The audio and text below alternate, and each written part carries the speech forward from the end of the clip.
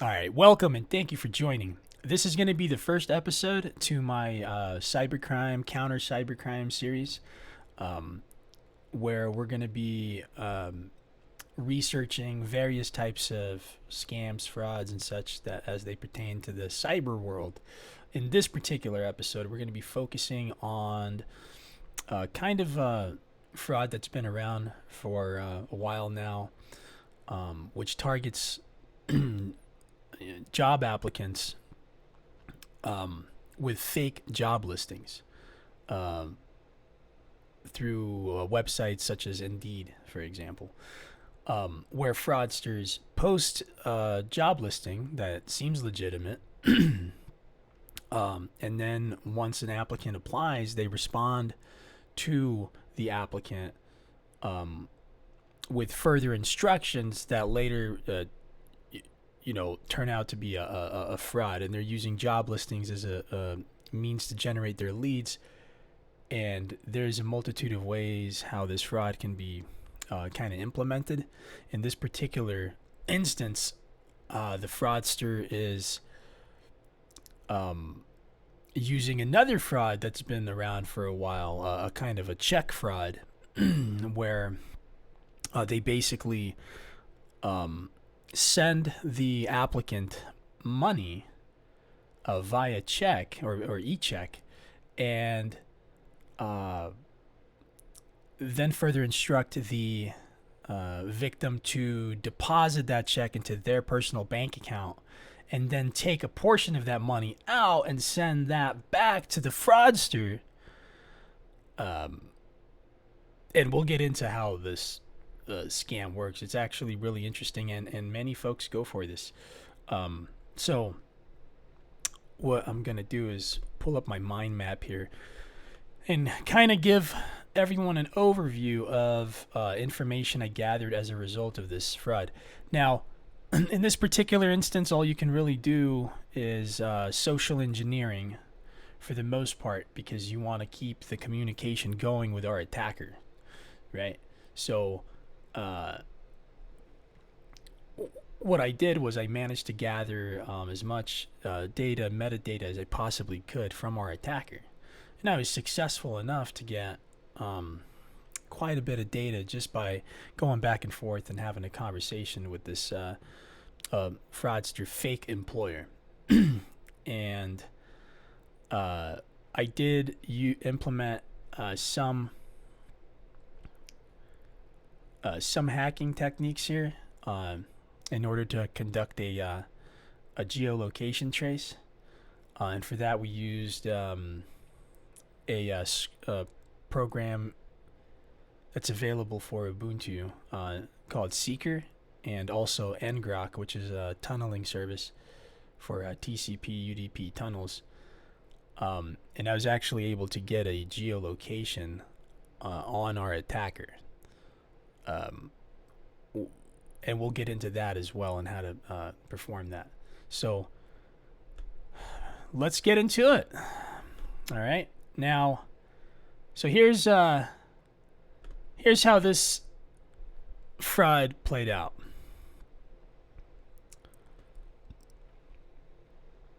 I apply for a job.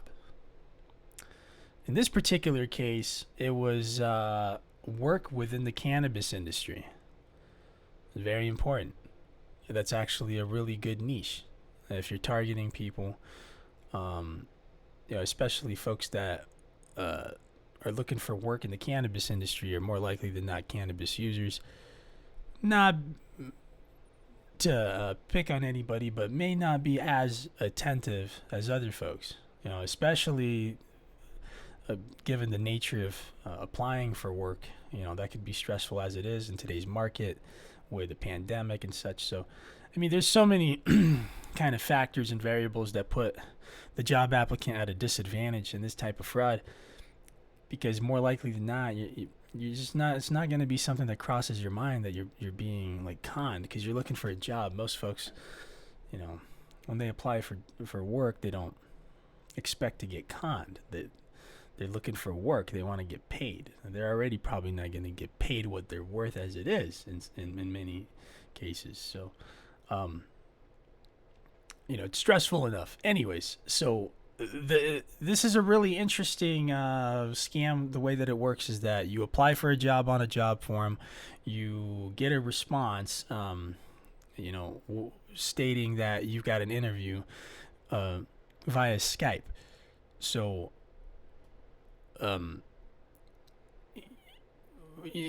with interviews, you expect to at least have a conversation, right? But there's none of that. There's no video or audio conversation during that interview. But you find that out on the day of the interview. So you're invited. You're sent an invitation link for your meeting with your new employer, prospecting employer. You're basically kind of briefed, told what to expect. You're given a kind of overview of the job, what the training and how much you're gonna make and such, and your duties and responsibilities. You're asked a series of questions, and then you respond to those questions. So basically, they send you like a questionnaire via Skype, and you respond to those questions.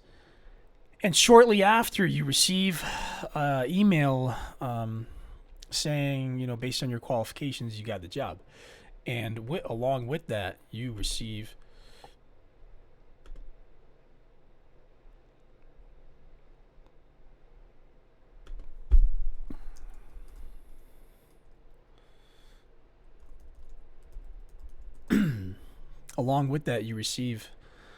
a letter of a job proposal and a W-4 form. Now that in and of itself can be dangerous, as you don't know what you're downloading. You're getting attachments from a fake employer that can very well be some kind of malware, malicious malware or spyware. Now, I scanned the attachments that were sent to me by this fake employer with VirusTotal and Kaspersky. No viruses were detected. Nevertheless, that doesn't mean that they can't be like stealth malware. But this is what the emails look like from our fake employer. So if we just scroll down here and just take a look at the first email, we read, "Dear applicant, your resume has been reviewed. To proceed further, you will undergo a brief interview session with the interview officer via the Skype communication platform with the below username." So this is really interesting. I've never heard of somebody who's conducting an interview be called an interview officer. So that there is also like social engineering that establishes authority. And with social engineering, that's what you're gonna get is when you're dealing with these types of frauds. There's always that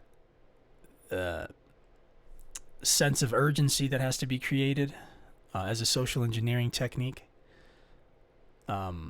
And there's also like authority. The fraudsters always want to have authority or want to have leverage over their victims. So they'll use certain language and they'll a certain demeanor that establishes authority, creates an urgency.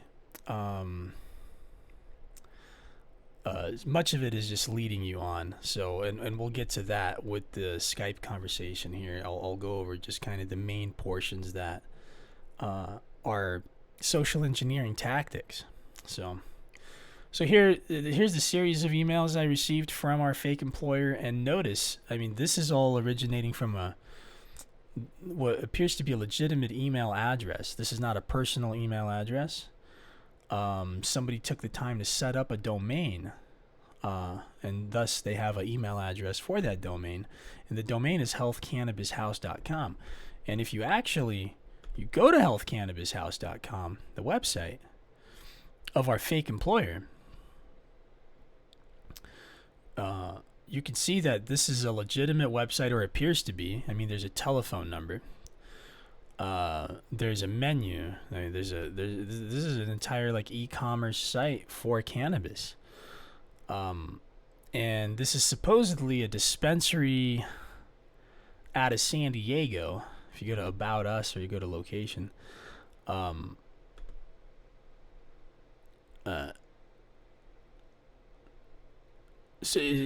when you click on the location, it just takes you to a Google map and shows you a business in San Diego, or an address, not even a business. I mean, there's no, usually businesses are labeled. I mean, that could mean they didn't update their business on Google Maps and so forth, but there's already inconsistencies. Now,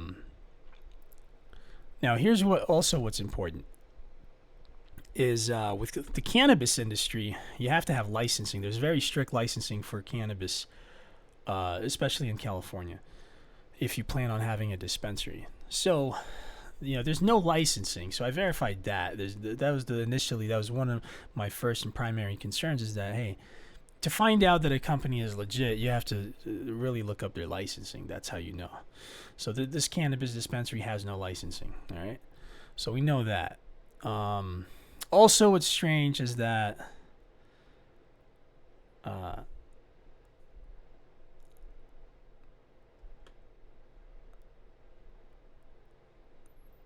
in addition to no licensing, is given the kind of money that you're being offered for a job, which is $35+ an hour, to not have an actual interview, to have an employer that wants to just give you a job that pays well and not want to have any kind of a conversation even. I mean, video, audio, or anything is also suspicious. So now,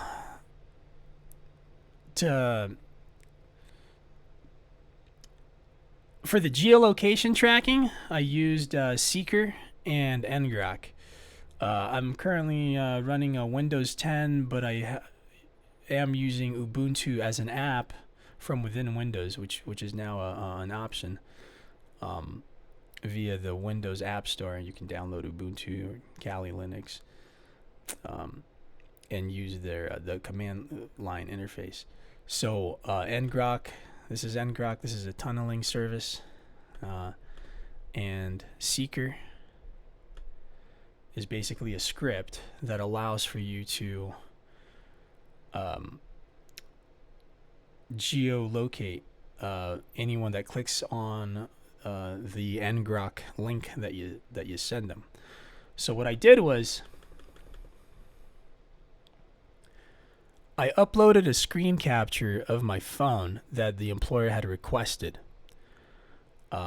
And we'll get into that in just a moment. But basically, when they send you an e-check, they want you to deposit that e-check into your own personal bank account.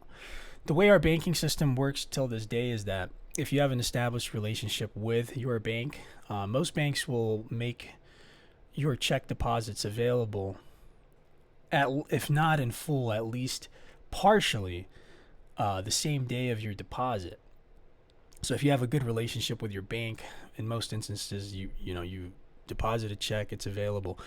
It takes several days to a week or so for a check that's no good to bounce or to show as insufficient.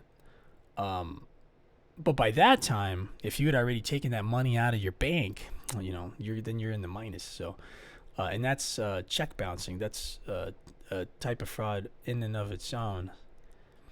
But in this instance, this is what the perpetrator is relying on. They want you to be so desperate for a job that this money that they send you, this check or e-check that they send you,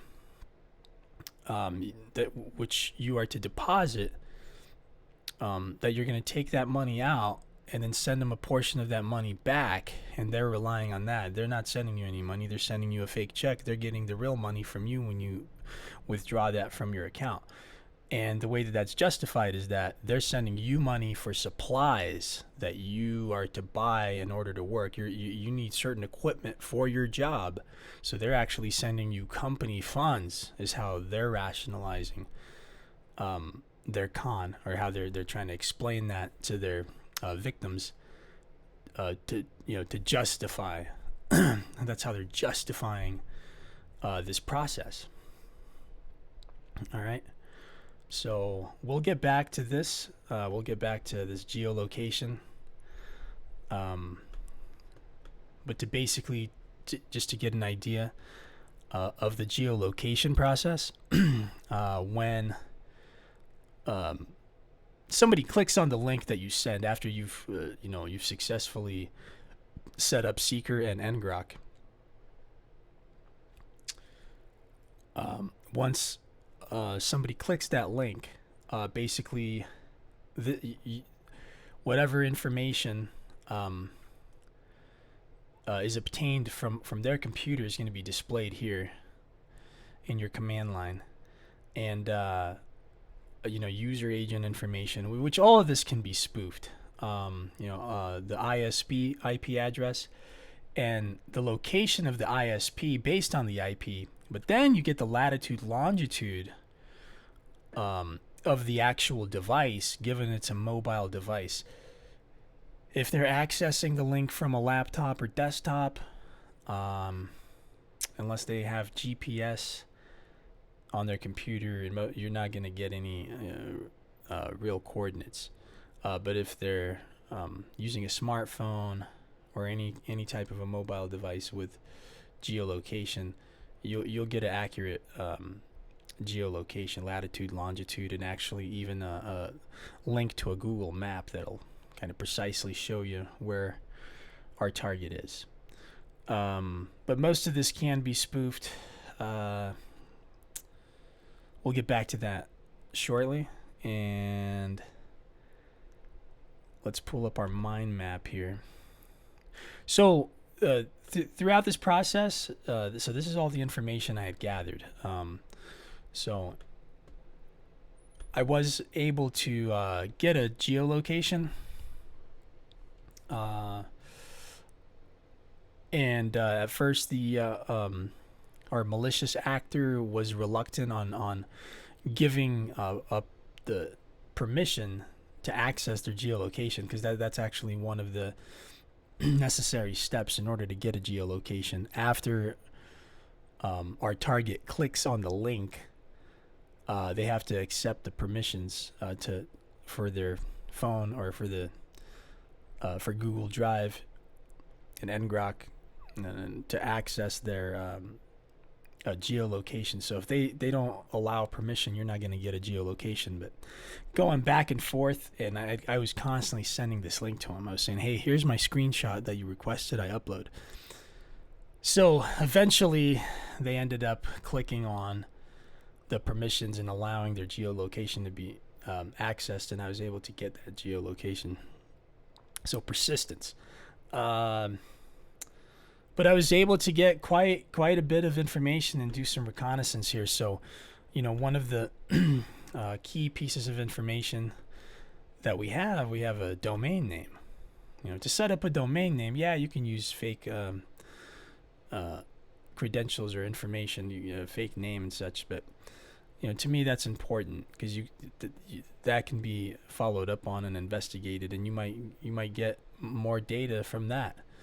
Now, being they didn't use the privacy feature when setting up their domain, we got a name, an address, we got another email address, a personal email, and I was able to do a reverse search on some of this information, especially the email, and that returned some interesting results on Google, which linked the email to some other sort of fraud. There was like complaints of an entirely different type of scam than what we're dealing with here, but there was some kind of a fraud that involved like dogs, like sale of dogs that was linked to this email here that was on the Whois registry for this healthcannabishouse.com domain, which is our employer in this particular instance. So anyhow, and they did send a series of attachments. Again, I scanned those with VirusTotal and Kaspersky, no malware. So we're able to confirm that they didn't have any licensing for the cannabis dispensary, which either means they don't have licensing or the dispensary doesn't exist. But I couldn't find anything else on that dispensary. You know, when searching that name, there was, it's very difficult to locate any other information. I was also able to obtain usernames in addition to our Skype conversation. I was able to obtain a username for a Cash App account after our employer requested I send them money to their Cash App, and also a Bitcoin address, and a telephone number, which our fraudster texted me from, requesting that I attend the Skype meeting. And throughout the duration of this scam, or this research that I'm conducting here, throughout this hiring process also, with our fraudster employer, I was able to go back and forth and kind of con to con with social engineering. So, for example, con artists, what they often do is, they're very indirect. When you ask them certain questions, they're evasive, they stall.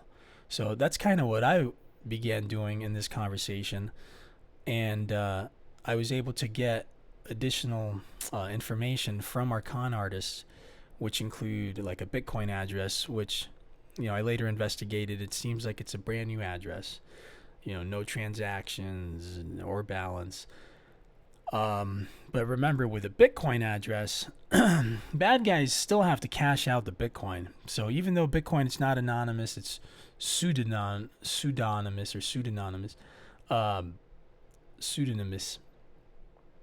The Bitcoin address can come in handy in that bad guys need to cash out their Bitcoin somehow once they get the Bitcoin. So this kind of fraud, I mean, they're going after money. They were never requesting Bitcoin. That's actually that was a result of my socially engineering them to give me a Bitcoin address, but they were actually after the money. So if they were to receive Bitcoin, they would want to probably more likely not cash it out right away. They're going for the money. In that case, then they would have to go to an exchange. So, and most exchanges do a fairly good job at documenting their customers' personal information and verifying that info. So, every bit of piece of information you get, metadata, that's what we're after. We want metadata that will corroborate, because much of this can be spoofed, faked, and all that, but we have certain bits and pieces of data that can corroborate other metadata, and that's what we're really going after. That's why metadata is so important. And again, we were able to get a telephone number, and I was able to perform a carrier lookup on that number and a reverse search, which returned as a voice over internet protocol. I've also called that number, and it turned out to be a Google number. On our reverse search, we're getting that it was bandwidth.com. Again, some of this data may be outdated, but the point is you got to use different resources in different sites. So there's websites like Spy Dialer and others that allow for you to conduct a reverse search on a phone and determine the carrier of the phone, the name of the owner of the phone, given that that's up to date, which I also was able to get a name, but we don't know if that's the name, a fake name that our actor or malicious attacker is currently using to set up this phone number, or if this is the name of somebody who had previously owned that number. We don't really know, but what you want to do is, if you're using open source intelligence and you don't have any access to privileged information, like if you're not law enforcement or a private investigator, or just someone in the private sector that has access to certain databases and such, which are accurate, up to date, and are kind of reserved for privileged users. If all you're working with is open source intelligence, this is still good. You just have to use all the resources you can, and then you're just piecing all that data together to see if that data corroborates. Is all that up to date? And you kind of, in a sense, really it's a numbers game. You're trying to get as much data as possible, and if some of that data, or even most of it, is just junk, it's okay, because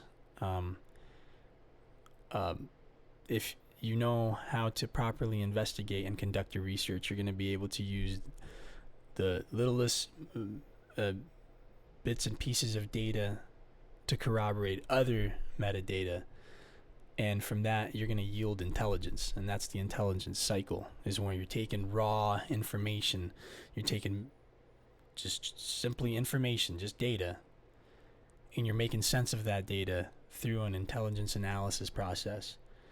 And you're analyzing that data, and that which is relevant, that which you can corroborate, confirm, and such, that becomes intelligence.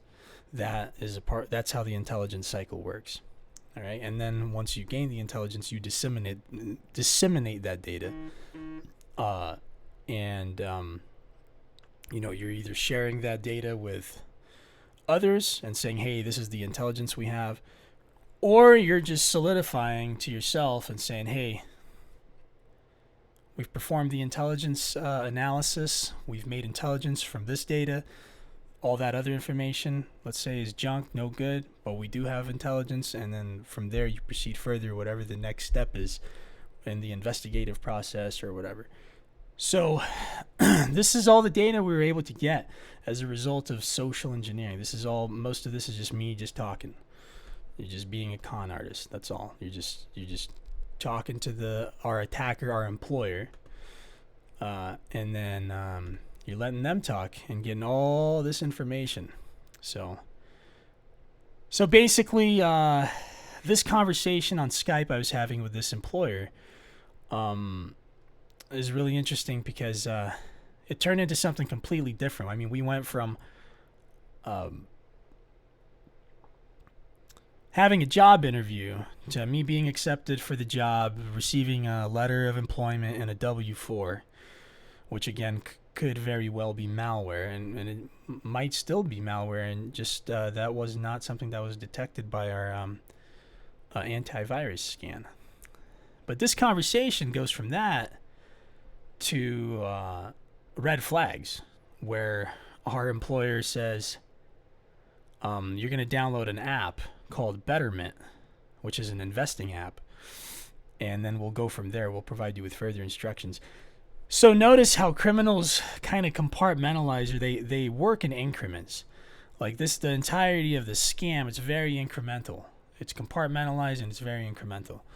It's in increments. They build up to the fraud, right? And they give you a kind of a runaround, because by establishing that dialogue, for example here,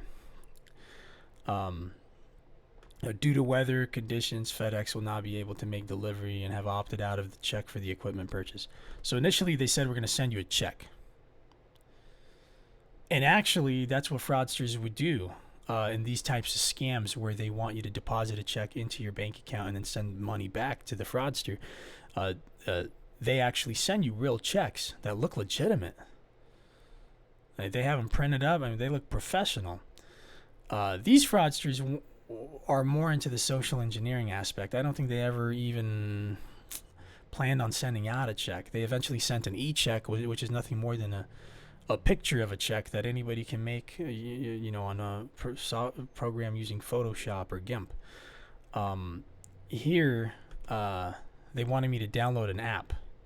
So I gave the bad guys a runaround, and I said, hey, it's asking me for a referral name or number, and how do I sign up for this? So they're already counting on you as a victim to not be as smart as they are, or as clever. They're already counting on you to be at a disadvantage. They think they're tech savvy and you're not. They're targeting people that are known in the security industry as what is called a soft target. So they're not looking to challenge themselves as criminals. Most criminals, majority of fraudsters, don't look to challenge themselves. They don't want to make their job more difficult. They want easy money, and they don't want to challenge themselves in any way, shape, or form. So they're looking for a soft target. They're looking for somebody that's at a disadvantage, especially technically, like a technological disadvantage. And everything else is just a script that they use to kind of get you to be hopeful, right? They're creating action. Oh, we're going to send you a check. No, we're not. So now you're discouraged. Oh, we found a solution around that. Here, you got to download this app, or here you have to. So eventually they get into saying I have to set up a bank accounts with 2 banks. They're saying you need to open up a bank account with Focus Online Bank and Nearsight Online Bank. Set up an account, an online account with both bank. Now you notice their English is speaking broken English. They're not finishing their sentences like they should be. I mean, that's a red flag in and of itself. We can argue that. And we could say maybe that's just the type of workers that this company hires. It is the cannabis industry, right? We can make all sorts of arguments or counter arguments, but I mean, to me, having applied for so many jobs, this would raise red flags. So this is where I get back to them and I say the sign up is asking me for referral name. So I start playing stupid with them. So basically, this is kind of how the conversation goes. They're trying to con me. I'm trying to con them. And then they get back to me and say, hey, the account department has processed the e-check and also the invoice will be emailed to you. So then they send me an email which contains attachments of an e-check and an invoice. So they send me a picture of the check front and back and an invoice. And the invoice basically says how much money I'm receiving from them via e-check, as well as the equipment that I am to purchase with a portion of that money. And the equipment is like a laptop and several other items that are required for me as an employee to do my job. So they're sending me money to buy equipment, and then they're asking for a portion of that money that they sent to be sent back to them, because I'm not going to use all that money to buy the equipment. And again, they're relying on you, the target or the victim, to deposit this fake e-check into your account that you already have established, take money out immediately. That's why they create an urgency, because they want you to get that money out, buy the supplies that you need for work, and then send back the remainder of that money to them. And actually, you're just sending them money because the check hasn't really processed and it's going to bounce because they didn't send you a real check to begin with. So it's a real interesting fraud, and I had so much fun going back and forth with these people and conducting my research. and so they also want to be notified. You know, once you make the deposit, they want screenshots, and so I took a screenshot, and made a fake screenshot actually. So I took a screenshot of my mobile banking app, changed the name of the bank, right? Because I don't want the bad guys to know what bank I'm using, because they already have personal information, right? They already have some of your personal information. So, I switched that up, changed the numbers around, and send back a fake screenshot showing the check deposit for the amount of the check or the e-check that I was provided by our fraudster. And I send that back, but before sending that back, I uploaded the screenshot to Google Drive, which I then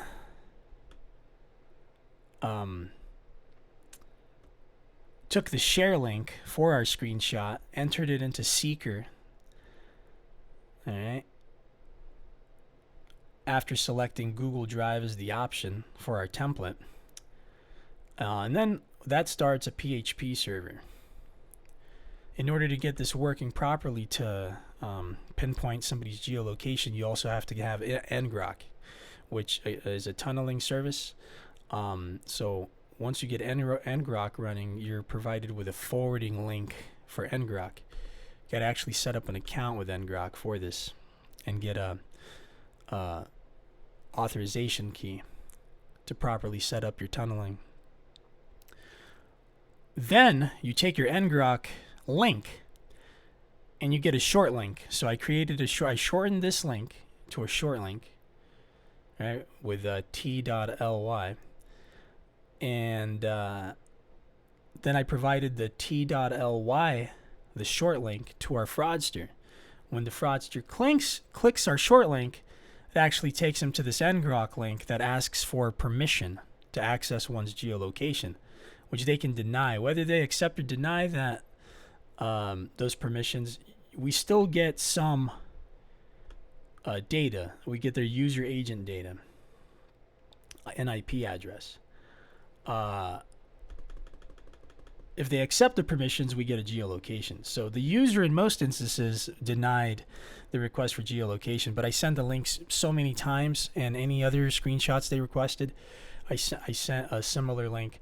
So I was eventually able to get a geolocation. But here we see the user agent information. This all can be spoofed. IP address of the ISP and the location of the ISP. When we see continent and country and region, that's all determined based on the IP address. However, if we scroll down to where I was able to capture their geolocation, all right, you'd be surprised. So we were able to get their geolocation. There's actually several instances. So I'm looking for one in particular here. All right, so here's where this is the first geolocation I was able to obtain from our attacker.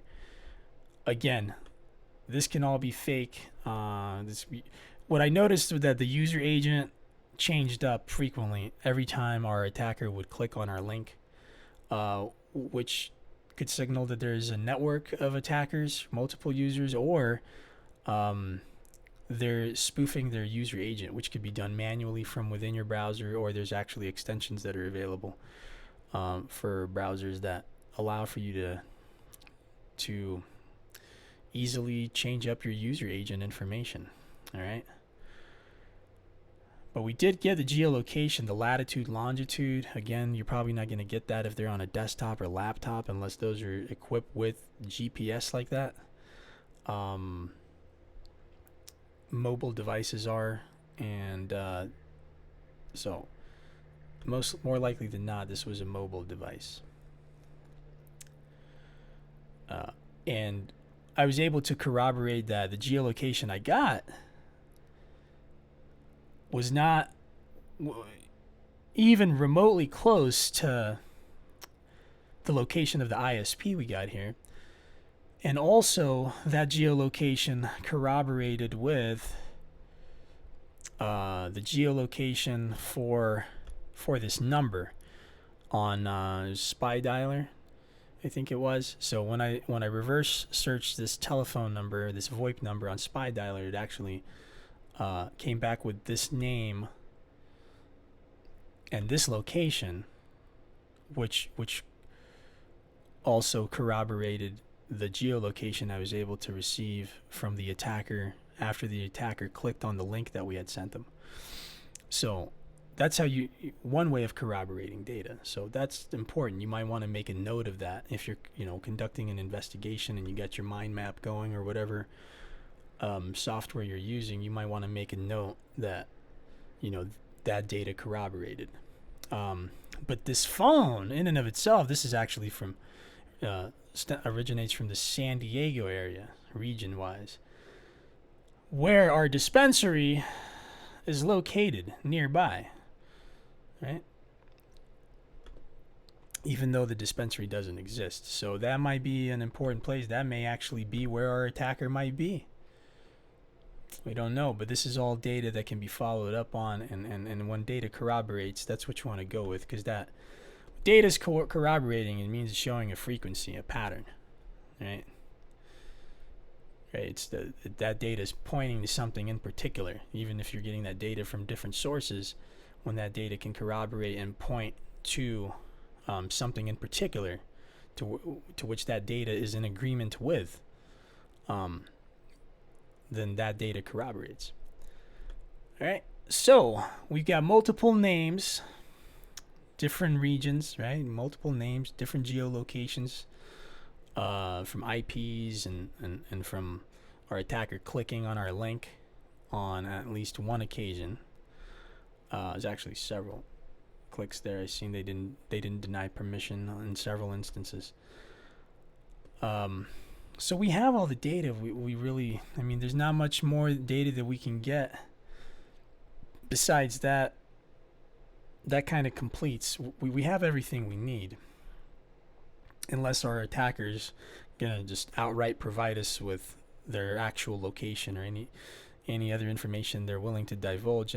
I spent a pretty good amount of time going back and forth with our employer, who eventually got impatient and started asking questions like, where's their money, when they never really sent any money. Now, here's what we're going to get into. So we're going to scroll down the Skype conversation. And we're going to go to this other conversation because for some reason they used direct messaging for one of our conversations, and then they set up a meeting. And eventually this attacker, our perpetrator, tried to call me. They're starting to get impatient, and that's what you want. And I didn't answer specifically because of that, because now they want the money. So as long as you don't outright just completely destroy all hope of them getting money from you, they're going to try and keep trying to get that money. That's what they want. And they'll be evasive, and they may not follow your instructions. But all you got to do is just keep talking. Keep talking to them. And I'm going to scroll down here.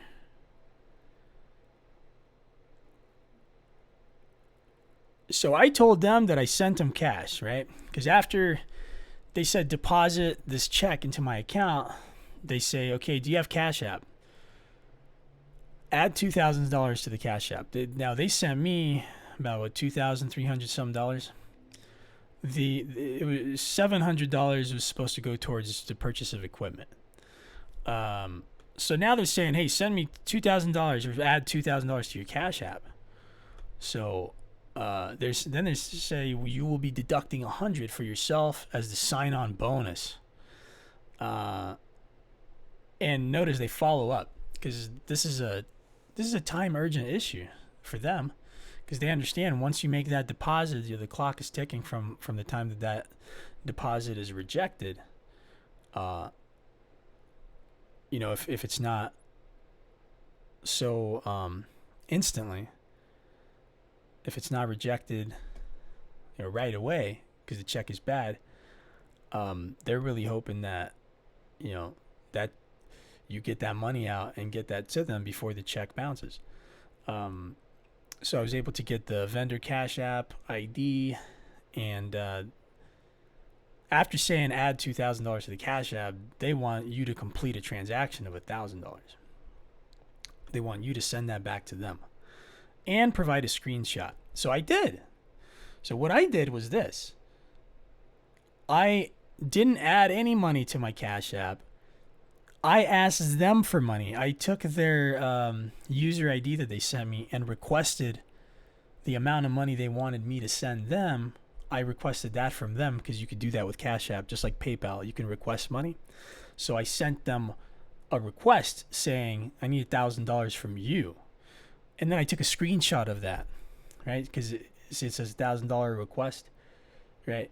But especially if there's a language barrier and our attacker isn't English proficient. They're not, they don't speak the language very well, right? They're not educated in the English language.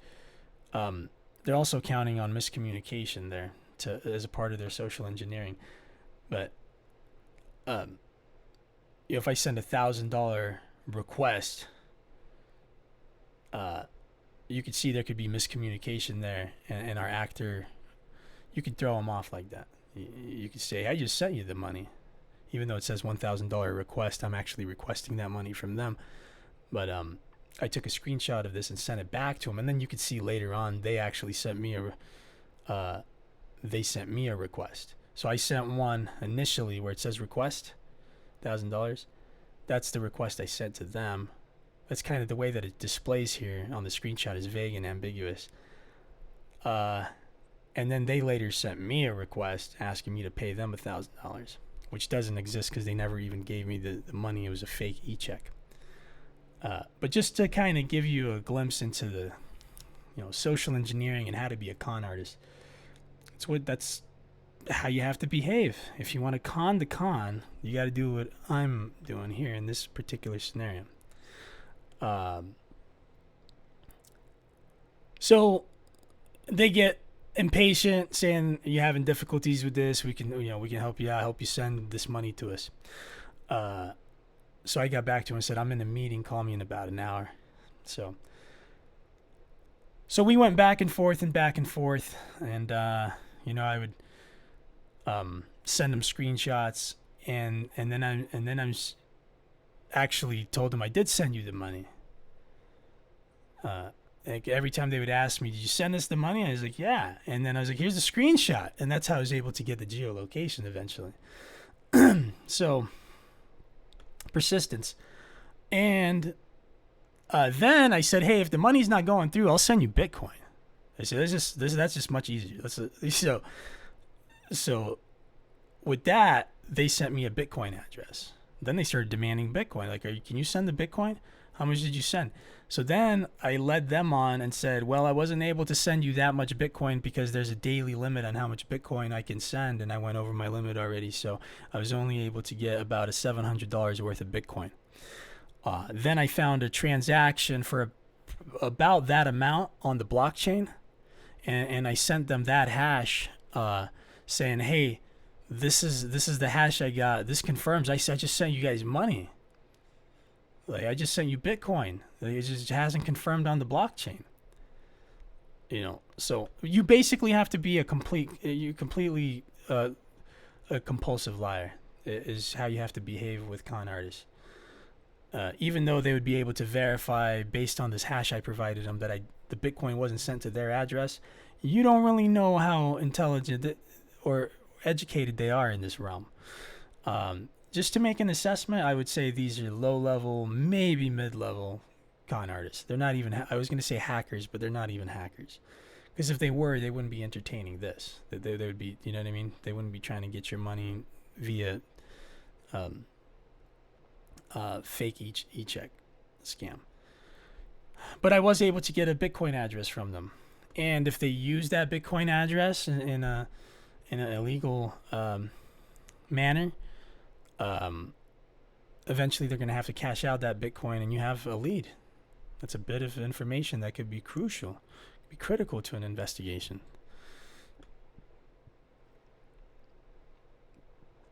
So here they're sending me their Bitcoin address again. So QR code. Yeah, and then they say they're yet to receive confirmation of funds sent Bitcoin. Also, and also have 200 sent to the vendor Cash App. Now they're asking 200. See, so because they wanted $1,000, I sent them 700 in Bitcoin, and they're saying, okay, well then you still have to send $200 via vendor Cash App. So basically, this eventually turned into a argument. Our attacker got really impatient, and they stopped answering their phone. At first they were calling me, and then when I tried to call them, I used their tactics on them. So I started calling them. I started getting impatient. I'm like, hey, did you get my money? I just sent you the money. What's up, man? So that's kind of how you have to be. You got to just, in the world of like good guys versus bad guys, the good guy, like let's say if you're an investigator, your job is to basically be like a mirror image of the bad guy. In social engineering, in that context, when in the game of social engineering and the game of conning, the game of cons, scams and frauds, as a good guy, your job is to be a mirror image of the bad guy, except the only thing that makes you different is your intentions. So that's the element that makes you different than the bad is your intent, right? So the bad guy's intentions are to defraud. The good guy's intentions are to catch the bad guy, or to shed light on the perpetrator's ways and expose the fraud at the very least. If it's not to catch the bad guy, it's at the very least to make their works public. That way, good people are not targeted, and nobody in our society is victimized by these types of frauds. So that your job is to expose that and to show that to the world, if not to catch the bad guy, at the very least to expose their ways, that nobody succumbs to that type of fraud. So basically we went back and forth, and I was trying to call them. Then I said, hey, I could just Western Union you the money. I mean, if something's wrong with your guys' app or Bitcoin, because remember, I need a job, right? You're the job seeker. You're desperate. You need a job. So I'm like, hey, I'll send you the Western Union. So then it gets really weird, because now that I'm saying I'm going to send you Western Union, they know that's going to require for them to divulge more information. And if they want that money, and I'm basically kind of checkmating them into Western Union or receiving a wire transfer, that's more difficult. That requires for you to have valid identification to receive that money. Or somebody's got to have they got to come up with a way to be able to receive that money. And they may not be at that level of sophistication. Just because somebody can create fake e-checks and such online doesn't necessarily mean that they have fake credentials or identity that they can use to, for example, receive money from Western Union.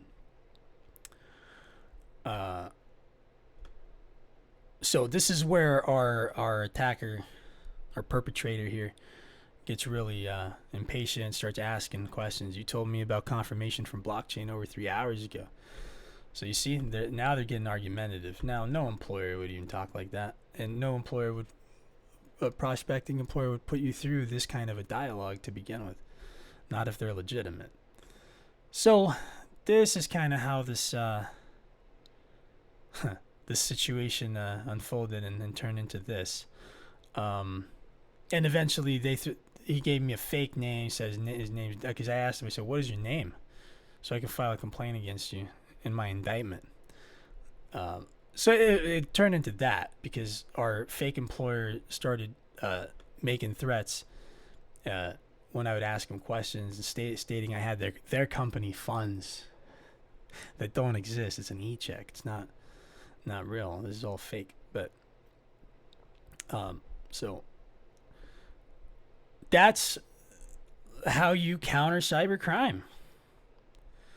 And you would report this. You would report this to your local authority or whoever the authority is that's to handle this matter like this. So you can go local, state, or federal, and report these perpetrators. But in this experiment, just for research purposes, what I'm going to also do is write this out in an analysis report and include that with this training. And you can look that up. I'll upload a document or PDF file, and that can give folks out there a kind of in-depth look into this type of research. But really unfortunate that you have these kinds of frauds. Again, this is a tough job market and economy, especially with the pandemic. So in my opinion, this is a perfect way to generate leads as a con artist, is to post fake job listings. Now, it can be used differently, in my opinion. As somebody who's a fraudster can definitely perfect this kind of a scam into something more than like a fake e-check scam, because those scams are really played out. And what makes this unique is that you're using fake job listings, to generate your leads. So that's what makes this e-check fraud more possible, because this is kind of a played out scam that's been around for a while. And this has been around forever. Because bouncing checks, the bad guys know that's the banking system hasn't changed much. So this is a played out scam. The e-check, if I was a criminal, I would definitely use fake job listings for some other type of scam rather than e-check. But this is great. This is a great experience. I had fun researching this and going back and forth with the bad guys. And this just goes to show you that social engineering is just, all it takes is patience. So all you got to do is be patient, have an investigative mindset. Remember, you have the good intentions as a hero, or a vigilante, or just an upright member of our society. Your intentions are benevolent. Nevertheless, if you're going head on to tackle these types of challenges, when you're going after bad guys, your job is to be kind of a mirror image of the bad guy, but your intention is what makes you different. You're not trying to victimize. You're not an aggressor. You're not malevolent. You're benevolent. So, yeah, that's how you investigate. Metadata. Guys, just remember metadata. Everything. You can get so much information just talking to people. Because they have to have instruments for their crime. They have to have certain elements to their crime, and resources that they use, like Cash App or Bitcoin and such. So metadata, that's what you're focusing on. It doesn't matter, even if most of the data that you get is junk. You're looking for the needle in the haystack, whether it's one piece of data or bits and pieces of metadata that corroborate. All right. So, in social engineering, if con artists can socially engineer, so can you. Learn from them. You just change your intention if you don't have good ones. So, and so, yeah, that's it. So just to wrap up here, I'm going to be doing more of these types of series, and we're going to be just taking a kind of in-depth look to the different scams and cons out there, and we're going to legitimately investigate these scams and cons by trying to make ourselves a victim to those scams and seeing which of these bad actors are going to act on that. So in this case, I played it pretty well. I I continued to pretend I was legitimately seeking work with this employer, even after knowing that this was not a real employer. After all the red flags, you never want to let the bad guys know,